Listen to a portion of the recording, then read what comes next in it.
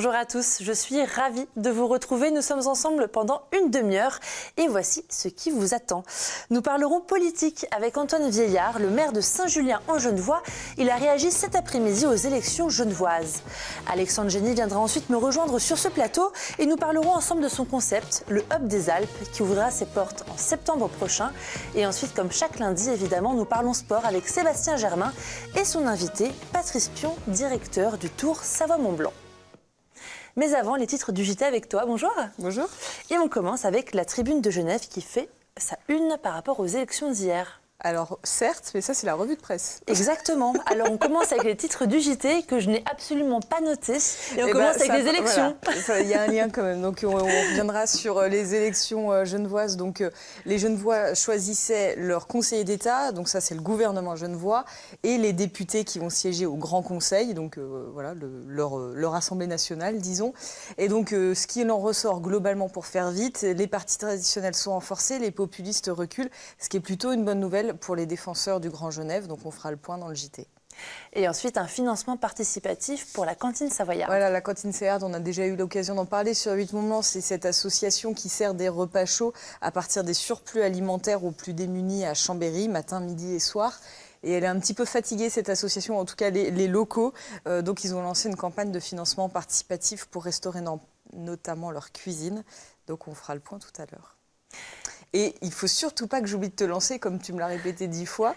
Tout à l'heure, tu as enregistré une interview d'Antoine Vieillard, donc le maire de Saint-Julien en Genevois, pour revenir justement sur ces élections genevoises dont on parlait. Donc on vous écoute.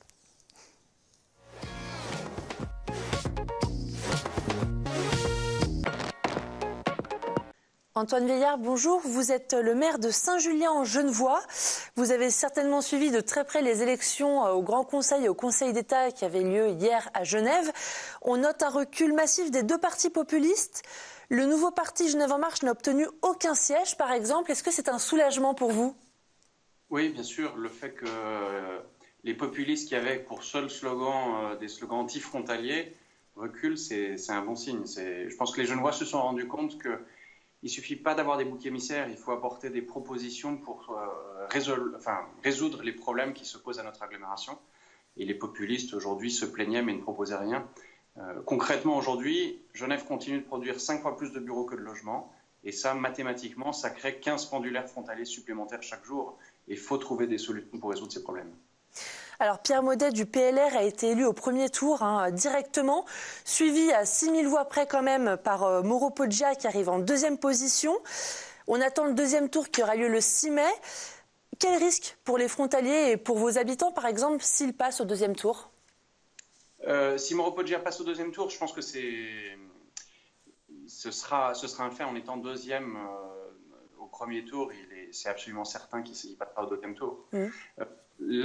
Mauro Poggia, c'est un candidat qui a été au Parti démocrate chrétien, qui a été candidat aux élections sénatoriales en Italie, qui a eu un parcours politique plus guidé par ses ambitions plutôt que ses valeurs. Donc je pense qu'à partir du moment où le MCG sera beaucoup plus faible au Conseil d'État, il retrouvera peut-être ses valeurs d'origine qui sont des valeurs plus démocrates chrétiennes, je l'espère en tout cas. Il est vrai que ces dernières années, il a influencé la politique cantonale contre les frontaliers, mais c'est surtout la composition du Grand Conseil qui est déterminante. Est-ce que vous êtes choqué par ces propositions, par exemple par les propositions de ce parti? Du MCG, bien oui. sûr. Enfin, les propositions du MCG, on les connaît. C'est pas ça qui me choque le plus. Enfin, malheureusement, on s'est habitué à ce discours populiste. Ce qui me choque le plus ces dernières années, c'est qu'il n'y ait pas eu de réponse des partis de gouvernement. C'est que ce qui avant n'était que des commentaires anonymes sur des sites internet de la Tribune de Genève, aujourd'hui c'est des politiques publiques du Conseil d'État, du canton de Genève. Donc la préférence cantonale, l'exclusion des frontaliers, les slogans TPG, Régie zéro frontalier, ou encore l'exclusion des enfants des écoles genevoises, des enfants des Suisses installés en France des écoles genevoises, ça maintenant ce sont des politiques du canton de Genève. Donc ce que j'espère aujourd'hui, c'est que maintenant que les populistes sont en recul, le canton de Genève retrouve un peu de bon sens. On est dans une agglomération commune, on est dans une économie mondialisée, on est dans une capitale régionale, et donc de toute évidence, on va devoir travailler ensemble pour résoudre ces problèmes d'agglomération. Quels sont vos principaux objectifs dans les années à venir? Comment est-ce que vous allez travailler avec la Suisse voisine? Alors, les problèmes les plus urgents et les plus importants, c'est d'abord d'avoir un aménagement cohérent, un modèle de croissance qui soit cohérent. Genève se propose dans les années à venir de baisser les taux d'imposition pour des entreprises qui sont actuellement à 24%, de les baisser à 13,5%. Ça conduirait à une accélération de la croissance économique au moment même où Genève refuse d'en assumer les conséquences en termes de développement urbain et de charges publiques pour la scolarisation de ses propres enfants. Je pense que l'urgence, c'est d'avoir un modèle de croissance qui soit cohérent, c'est-à-dire qu'il y a un développement économique et démographique qui soit cohérent avec le développement urbain, que Genève cesse de reporter sur le Genevois française toutes les nuisances de son développement, toutes les charges publiques, et qu'on travaille ensemble, main dans la main, pour améliorer la situation de la mobilité, avoir un aménagement qui soit cohérent, apporter des solutions en termes de charges publiques, puisque cette croissance exorbitante et ahurissante aujourd'hui, ça conduit à la surchauffe. Nous, on a des appels d'offres, par exemple, pour lesquels, même la commune de Saint-Julien, pour lesquels on n'a aucune offre d'aucune entreprise, tellement on est en situation de surchauffe. Et ça, c'est un modèle de développement genevois qui reporte sur le Genevois français toutes les charges publiques, tous les investissements et toutes les nuisances urbaines. Bien écoutez, merci beaucoup Antoine Vieillard d'avoir répondu à mes questions. Merci beaucoup. Et puis donc cette interview était préenregistrée à quelques minutes du direct. Donc maintenant, je reçois mon invité du jour.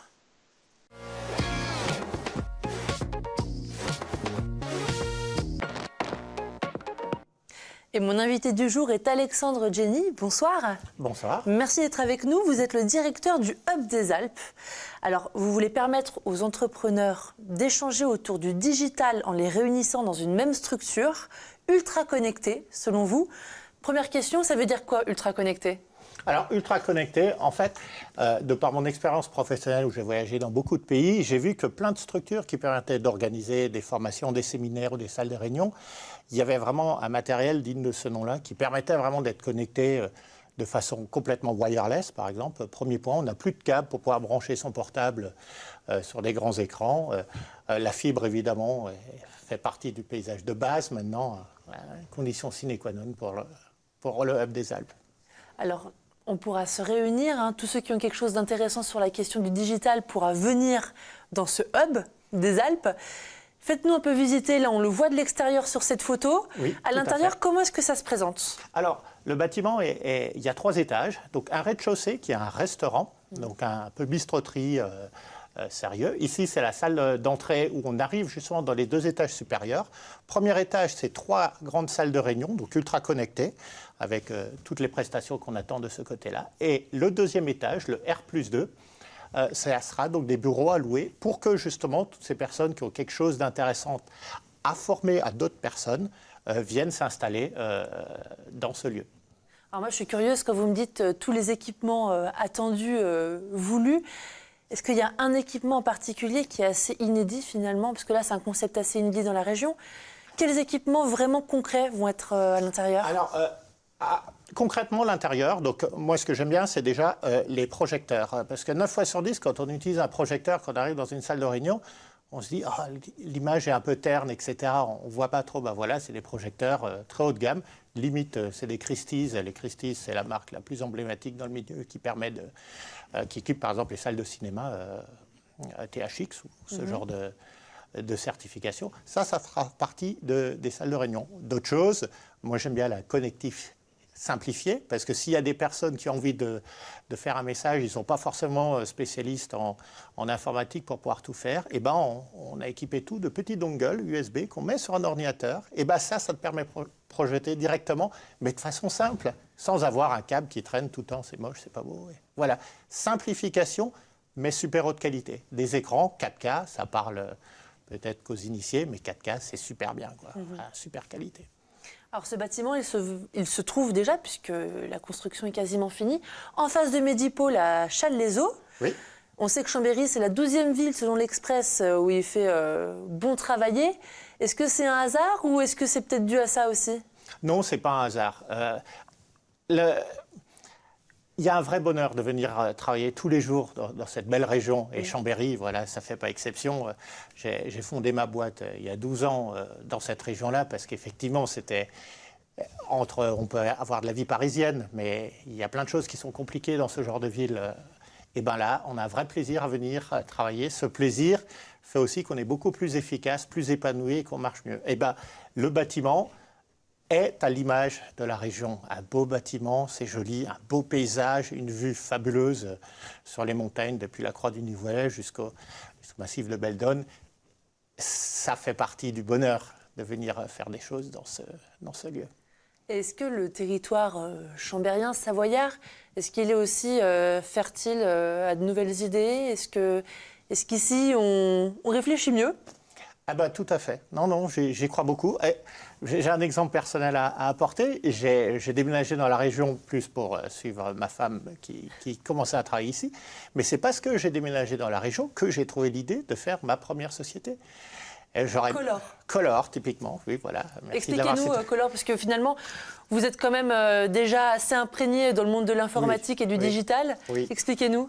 Alors Color, rapidement, c'est une société où je suis venu dans la région. Le but initial était de faire un logiciel autopanneau qui permettait simplement de reproduire à partir de plusieurs images. On assemble automatiquement et ça vous fait le panorama de ces superbes vues de montagne. Le fameux. Exactement. Mais celui où chaque fois, quand on grimpe, quand on a passé X temps à aller en haut, on est un peu frustré. On a envie d'avoir ce panorama. Et avant, il n'y avait pas le mode panorama sur l'iPhone. Donc voilà, j'avais un réflexe, j'avais envie de ceci. J'ai créé le produit qui permettait de répondre à ceci. Il s'avère que ce produit a un succès mondial. On est les leaders sur ce marché-là. Et voilà, je n'aurais pas déménagé à Chambéry. Il n'y aurait pas eu de montagne et je n'aurais jamais créé ma première boîte.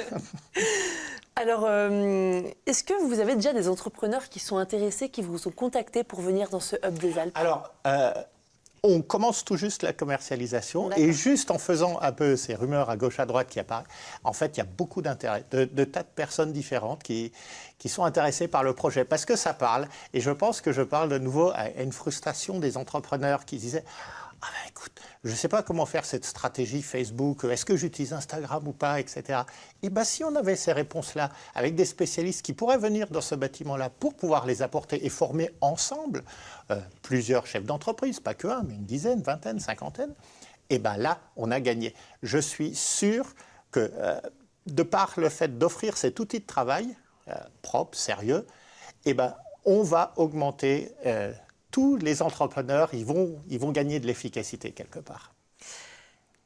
Est-ce que pour vous, évidemment, je pose pas la question, pour vous le digital c'est l'avenir? C'est évident.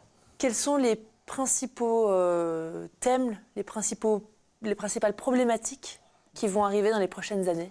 Alors, toutes les problématiques, on l'a bien vu avec les dernières affaires récemment, autour des datas, les datas privées, avec justement. Facebook, par exemple. Facebook, typiquement, voilà. On a eu d'ailleurs une très belle image de Mark Zuckerberg en 360, je tiens à la citer celle-là. Le data et la gestion de la vie privée.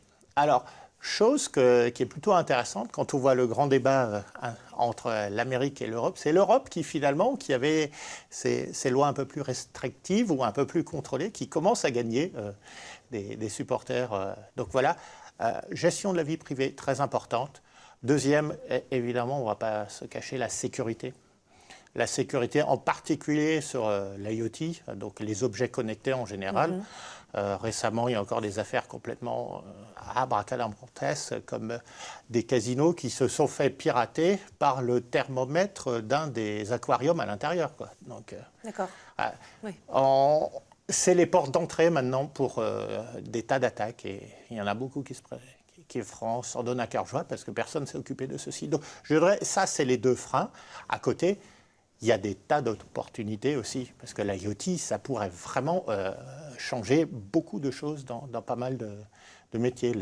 Il y a une boîte intéressante, alors je ne me rappelle plus du nom, je suis désolé, mais à Montbéliard, Alpespace, qui s'occupe de la pollution dans la ville, avec des capteurs vraiment très pointus. Et ben voilà, si on peut mieux mesurer facilement avec de l'IoT la pollution dans la ville, on pourra mieux faire des politiques comme ceci. Voilà, il y a des tas de choses qui sont super bien aussi.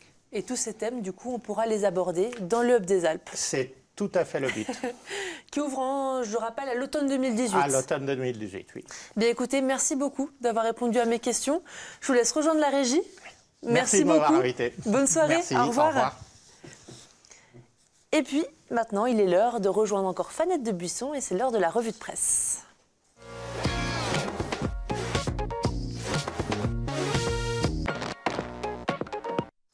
Fanette, on recommence cette fois-ci avec la une de la Tribune de Genève sur les élections genevoises. La fameuse une qui m'a bien plu avec ce dessin d'Herman qui dessine régulièrement dans la Tribune de Genève et donc qui revient sur les élections genevoises avec la débâcle populiste et ces électeurs qui disent marre de ces partis qui en ont toujours marre. Et puis au fond, un peu sautillant, tout content, c'est Pierre Maudet qui est le conseiller d'État qui a été élu au premier tour. Donc voilà, il y a évidemment tout un dossier d'analyse, de réaction, etc. Il y a plusieurs pages consacrées à ces élections dans la Tribune, mais j'ai trouvé la une sympathique. Assez sympa. Et puis ensuite, on regarde une vidéo que tu as dénichée sur Facebook d'une avalanche. Voilà, alors ça se passe du côté sur la route du Mont-Cenis en Italie. Donc on va l'écouter avec le son parce qu'il y a les réactions italiennes derrière. Oi, passi indietro, oi. No, no, no, no, sì, sì, sì, no, no, no, no. Sì, sì. Vai, ragazzi, vai. Vai, vieni indietro. Vieni indietro. No, sì, sì, vieni indietro. Andiamo qua, ne arriva ancora, eh? Vediamo se ne ci salti via. C'est assez hallucinant. C'est assez hallucinant. On voit les quantités de neige, parce que là, j'ai coupé. On voit, après, à un moment, ils sont un peu plus près. On voit les quantités de neige colossales qu'il y a encore en montagne. On avait vu quasiment on avait vu quasiment la même vidéo du côté de Tignes la semaine dernière avec, pareil, une avalanche qui était partie jusqu'à la route. Donc, prudence, parce que ça peut partir encore pas mal de tous les côtés.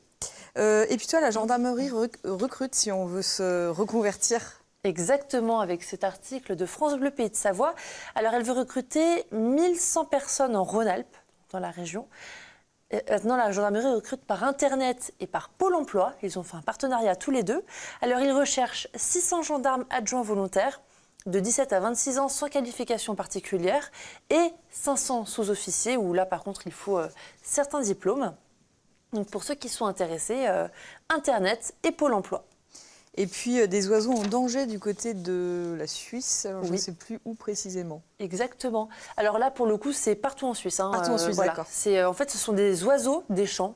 On les appelle comme ça. Par exemple, il y a le vanneau qui était très répandu, puisqu'aujourd'hui, il y a 160 couples qui nichent dans tout le pays, ce qui est très très peu, alors que c'est un oiseau qui était vraiment partout en Suisse. Il y a une association suisse, BirdLife, qui mène un projet pour les conserver depuis 2015. Alors, parmi les causes des disparitions, évidemment, il y a l'utilisation de pesticides et d'engrais chimiques qui tuent toutes les espèces d'oiseaux. L'association contacte aussi maintenant certains agriculteurs pour justement essayer de les faire réagir par rapport à ces disparitions finalement qui sont assez dramatiques. Par exemple, les agriculteurs peuvent adopter de nouvelles méthodes d'exploitation. Alors, par exemple, quelque chose tout bête, si des vanneaux nichent sur le terrain, par exemple, ils peuvent éviter cette parcelle pour éviter évidemment que les œufs et les oisillons se fassent écraser par les machines agricoles. Deuxième chose, ils peuvent aussi faire installer par les agriculteurs des clôtures électriques pour éviter l'attaque par les prédateurs comme des renards ou des chiens par exemple. Donc je trouve que c'est une assez belle initiative de la part de cette association suisse et voilà, ça prouve aussi que du coup il faut faire plus d'efforts pour préserver la nature. Bah merci. Merci Fanette. Je te laisse rejoindre la régie et maintenant il est temps de rejoindre Sébastien et son invité avec Instant Sport.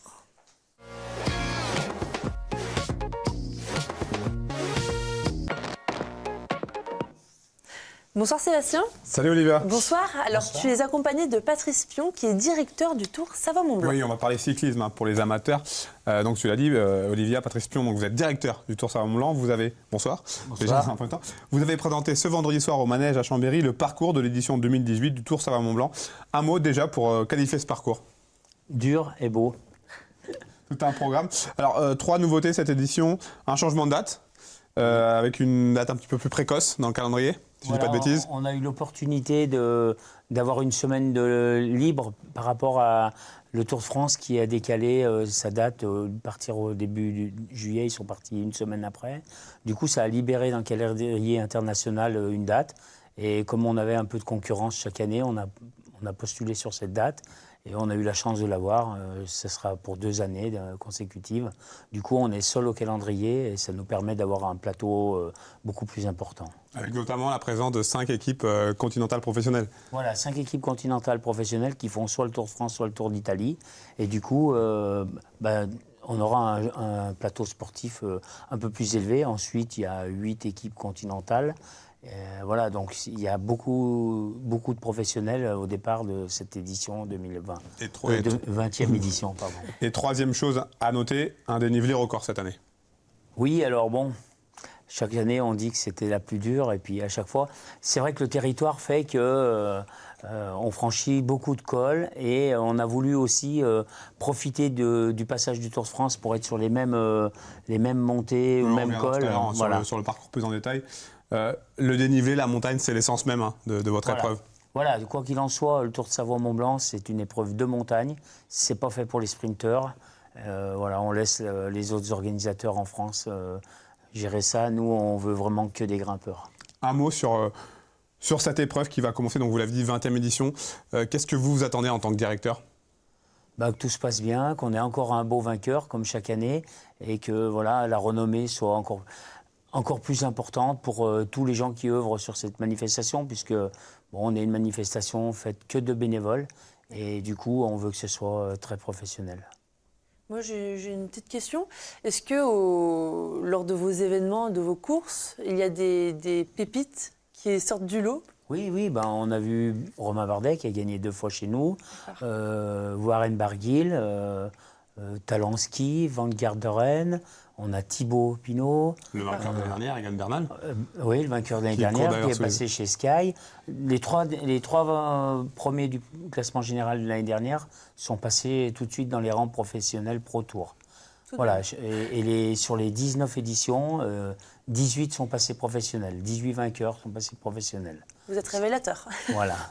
Alors, on va détailler un peu plus donc, toutes les étapes de l'événement. Mais avant, Seb, on revient sur l'ultime combat du boxeur Coco Madani. Il avait lieu samedi à Rumilly. Reportage. Il est minuit 13 ce samedi soir. Le moment que tout le gymnase de l'Albanais à Rumilly attend depuis presque 5 heures est enfin arrivé.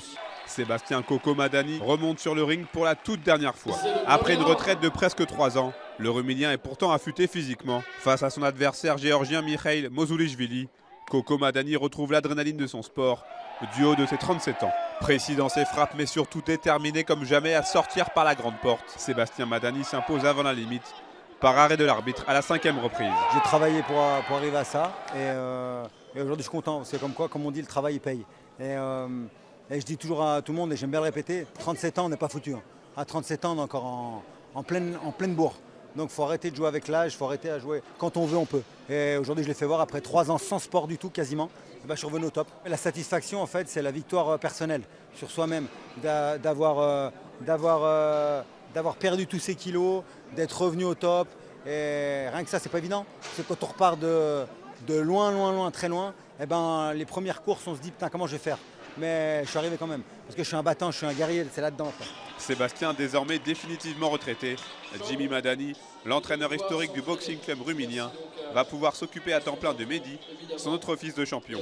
Ce samedi, le plus jeune des 2 frères a terrassé avec la manière Georgi Gojebashvili, un autre géorgien. Après 2 rounds d'observation, le cadet des frères Madani accélère en envoyant notamment son adversaire du soir au tapis à 2 reprises. L'arbitre va alors mettre un terme au calvaire de Gojebashvili dès l'entame de la 6e reprise. Mehdi Madani remporte là sa première ceinture internationale WBF. Je suis content. Ça n'a pas été un combat facile parce que l'adversaire ça a truqué pas mal. Mais dans l'ensemble, je me suis pas trop mal débrouillé. Physiquement, j'avais les 10 rounds à fond, j'étais bien. Après, il faut tout le temps être veillant quand même avec ce genre d'adversaire. Sur un coup, tout peut basculer, mais physiquement, après, je suis au top. Maintenant, j'espère avoir l'opportunité d'avoir un championnat de France assez vite. Avec les bonnes performances des boxeurs amateurs locaux, la soirée a également vu une nouvelle victoire de l'Annemassien Mike Dimunch, opposé lui aussi à un athlète géorgien. Le boxeur du team Benatia n'a pas fait de détails avec une victoire convaincante. 5e succès en 5 combats chez les professionnels pour Mike Diemunch. Il faudra désormais s'habituer à ne plus voir Sébastien Madani sur un ring. Fort heureusement, la relève de la boxe au Savoyarde est déjà là. Alors Patrice, on l'a dit, donc 5 étapes au programme. On va essayer de détailler un petit peu une par une. La première, donc jeudi 21 juin, Saint-Michel de Maurienne, Bonneval-sur-Arc, du classique avec 2 cols mythiques, la Croix de Fer et le col de la Madeleine. Oui, alors attention, la Croix de Fer, donc oui, d'entrée de jeu au bout du 40e kilomètre, donc là ça va faire mal aux pattes pour le commencer du week-end. Par contre, il y a une deuxième ascension qu'il ne faut pas négliger, c'est Ossois. On va monter sous le fort Marie-Christine pour rentrer dans la station d'Ossois. Et ensuite, on va faire le col de la Madeleine, mais pas le col de la Madeleine qui est sur Saint-François-Longchamp, et le col de la Madeleine qui va sur la Haute-Maurienne. C'est un petit col de 4,5 km, mais au bout de 130 km, ça va faire mal aux jambes. Voilà. Deuxième étape prévue donc le vendredi 22 juin, entre Modane et Valloire, avec là aussi un beau programme. Les lacets de Montvernier, où Romain Bardet avait triomphé il y a quelques années sur le Tour de France, le col du Sapé et le col du Télégraphe. Voilà, bon, les lacets de Montvernier, nous, on a l'habitude de les passer régulièrement. C'est une montée pas très dure, mais assez spectaculaire. Par contre, le col du Sapé, c'est un col inédit. Jamais aucune course n'est passée sur ce col, puisqu'il a été inauguré que l'année dernière par les élus locaux. Et du coup, pour mettre en valeur un petit peu ce territoire, on franchit ce passage. On a un petit passage délicat sur la fin où il y a très peu de l'enrobé assez précaire, on va dire, puisque c'est une route de délestage en cas de déboulement sur Saint-Julien-Mandoni. Quelques belles bandées. Voilà. Et puis ensuite, le col du Télégraphe avant l'ascension sur Valloire. Voilà. Troisième étape prévue donc le 22 juin dans l'après-midi. Alors, en soirée, voilà. Super. Donc un contre-la-montre très court, 7 km autour d'Orel. Voilà, alors très court. Et puis sur la collectivité d'Orel, c'est un petit village accroché à la montagne, qui fait partie de la Maurienne, mais qui est une station des Trois-Vallées. Et du coup, on fait le départ et arrivée du petit hameau de Francos. Et voilà, ça monte la moitié, ça redescend la moitié. C'est assez intense. Et puis surtout, en deuxième partie de journée, ça va commencer à faire mal aux jambes. Premier départ vers quelle heure à peu près? 17h pour contre la montre. La quatrième étape, donc, elle emmènera les coureurs de Chambéry au Belleville, avec là aussi de belles côtes, Bissane, Col du Pré, le Commet de Roseland. Oui, alors quand on voit un profil comme ça et qu'on est coureur, on se dit « Ouh là là, ça va faire mal ». Alors là, on est vraiment sur le profil du Tour de France, puisque le triptyque Beaufortin entre Albertville et Moutier, c'est le même que le Tour... entre Albertville et la Rosière, c'est l'étape. Voilà. Mais nous, on partira de Chambéry, on rejoindra Albertville par la vallée de la Combe de Savoie. On fera le triptyque, Bizane, Col du Pré, Cormet de Roseland. Ensuite, on redescendra sur Moutier, jusqu'à Moutier, pour remonter dans la vallée des Bellevilles, pour arriver à Saint-Martin-de-Belleville. Et donc la cinquième et dernière étape, là où on connaîtra peut-être le vainqueur de cette édition 2018, 24 juin, Bonneville-Cluse avec le plateau des Glières. Alors on connaîtra sûrement le vainqueur Selon final. Vous pensez? À mon avis, c'est pas celui de la veille qui gagnera ce jour-là, parce que chaque année c'est une étape assez dure. C'est une étape où on va tourner beaucoup entre Bonneville et Cluse, mais en passant quand même par le plateau des Glières. C'est la deuxième fois qu'on passera. Il y a 4 ans, on l'avait déjà pratiqué, ce col. Côté Petit Bornand, plateau des Glières pour descendre sur Torrent-Glières. Et ensuite, on reviendra sur la montée du Solaison, mais on s'arrêtera à Brison. Et on redescendra sur Cluse pour faire une finale comme il y a 2 ans, la même arrivée qu'il y a 2 ans. Vous nous avez concocté un mini Tour de France, en fait, en condensé en 4 jours. Voilà, en 4 jours, et puis très savoyard. On va regarder d'ailleurs un petit teaser de cette édition 2018.